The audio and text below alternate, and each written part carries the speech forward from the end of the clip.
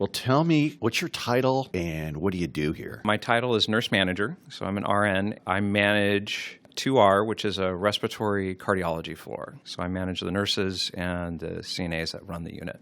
Okay. They run the unit and me.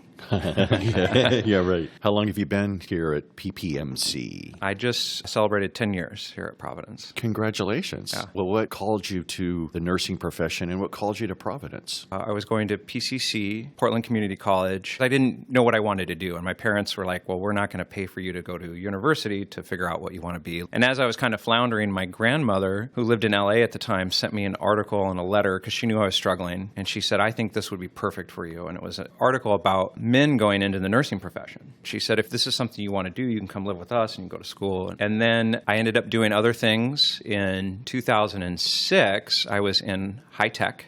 The industry was not doing well, and I just felt stagnant. I wasn't fulfilled. We weren't getting a lot of raises. They were doing cuts all the time. But I kept coming up with excuses, right? Like, I can't go back to school. I'm too old. I'll lose the house. So I was at my grandfather's funeral, and they were telling his story, which is that he worked his way through law school, night shift, through law school, and all of a sudden, the light bulb went on. I'm making excuses. So I went and met with two close friends that are men. They are nurses in the field, and asked them what they thought. And they said, I need to do it. So that's how I got here. And why Providence, Portland is because this is where I went to Mount Hood Community College is where I got my initial degree. Mm-hmm. And this is where I did all my clinicals. So I did my senior practicum on 2R. And in fact, one of my nursing fellow students said that she could see me being on 2R for a long time. And she was right.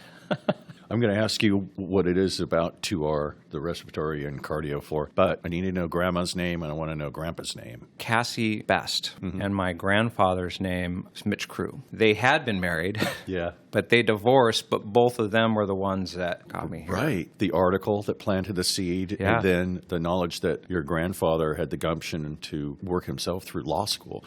I like doing a lot of different things. I like a little bit of chaos in my life. Once I got subjected to that, I was like, yeah, this is where I want to be. You like the more complex and the more challenging, huh? Yep, exactly. I got my job on 2R. I was working evening shift, which is a very chaotic shift, so I got careful what you wish for.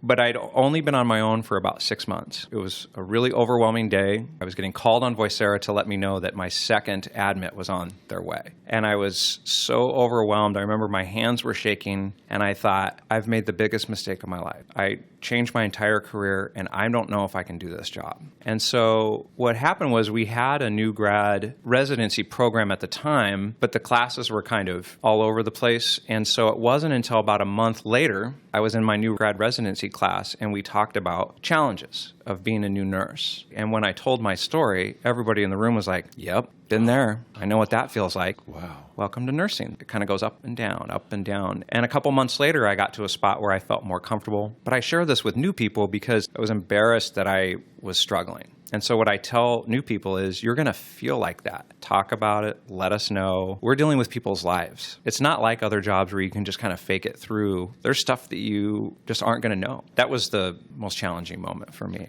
That seems very empowering, though, to be able to share. Was it a room full of people? Yeah, it was a room full of new nurses. Wow. We have a really robust new grad residency right now where they really get nurtured all the way through. But when you come into nursing, you want to be, some of us we're taskmasters. We want to be able to just cross things off the list. And you have to be able to put one thing down and halfway through and jump onto something else and then do a little bit here and move here. Until you get comfortable with that, you feel like you might be doing something wrong. Does it make sense? Like, because you haven't completed all the tasks over here. Well, it seems like there's a lot of gray area, a lot of room for improvisation, being able to work in that fuzzy area of art and science, right? Yeah. You know? Yeah, it really is. It's really rewarding. Yeah. Is there anything else you wanted to share, Jason? If there's something that drives you and something you want to try and do, I'm an example that you can do that. I love Providence's connection to social justice. It's super important to me.